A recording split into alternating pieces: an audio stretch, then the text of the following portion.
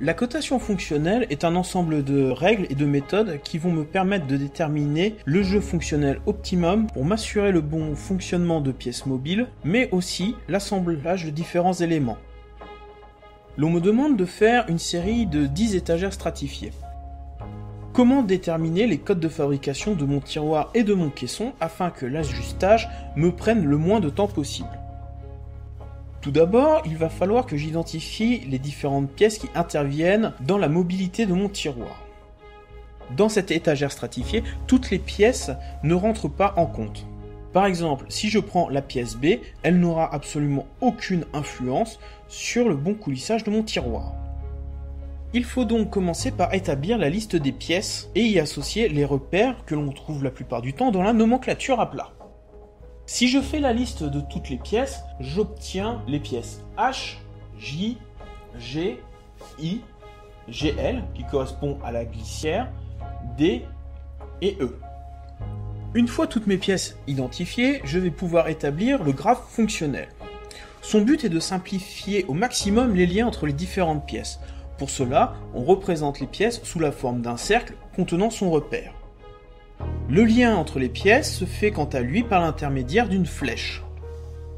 Dans le cas de notre étagère stratifiée, le graphe fonctionnel ressemble à cela. Quand on regarde le graphe fonctionnel de l'étagère stratifiée, l'on se rend compte qu'il y a des problèmes. Effectivement, entre les pièces I et H, qui représentent les côtés de mon tiroir, je me retrouve avec deux pièces. La pièce J et la pièce G. Je dois en supprimer une. Je ne garderai donc que la pièce G. Je remarque aussi que les pièces D n'ont aucun rôle dans le fonctionnement de mon tiroir. Même si elles servent de support aux glissières, le jeu existant entre la glissière et mon côté de tiroir ne va pas évoluer. L'on aura beau modifier leur épaisseur, le jeu fonctionnel, lui, ne changera pas. Je peux donc les enlever. Le nouveau graphe fonctionnel comportera donc la pièce G, I, les deux glissières, la pièce E et la pièce H. Afin de faire mes calculs, il va être nécessaire de vectoriser les différentes cotes. Pour ce faire, je vais devoir passer par ce que l'on appelle une chaîne de cotes. La chaîne de cotes a pour but de déterminer le jeu fonctionnel, ou appelé aussi cote condition. Cette cote condition est la cote nécessaire au bon fonctionnement de mon système. C'est pourquoi je la place en premier sur mon schéma. Dans le cas de mon tiroir, le jeu entre la glissière et le côté de mon tiroir me permet de gagner du temps au niveau de l'ajustement. Une fois ceci fait, je place les surfaces de liaison entre les différentes pièces. Si je reprends le cas de mon étagère et de mon caisson, voici ce que cela donne. Une fois les surfaces de contact identifiées, il va être nécessaire de placer les vecteurs. Dans le cas de notre étagère stratifiée, voilà ce que cela donne. Il est important de noter que la cote condition ou jeu fonctionnel est toujours orientée vers la droite dans le cas d'une chaîne de cotes horizontale et toujours orientée vers le haut quand il s'agit de cote verticale. Une fois tous mes vecteurs mis en place, je vais pouvoir calculer la cote condition. La cote condition est égale à la somme vectorielle des autres cotes composant la dite chaîne. Dans notre cas,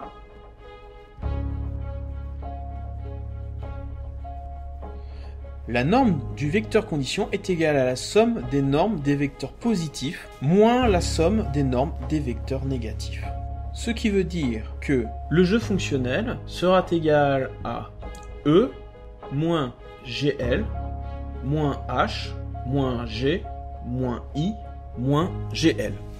Comme pour toute fabrication, le jeu fonctionnel ou code condition possède un minimum et un maximum. Si les opérations précédentes m'ont permis de calculer la cote nominale de ce jeu fonctionnel, il est maintenant temps de déterminer sa valeur minimale et sa valeur maximale. Pour ce faire, la cote condition est maximale lorsque la somme des vecteurs positifs est maximale et la somme des vecteurs négatifs est minimale. L'inverse est tout aussi vrai. Si je reprends le cas de mon étagère stratifiée, Le jeu maximal sera égal à Emax moins GL mini moins H mini moins G mini moins I mini moins GL mini.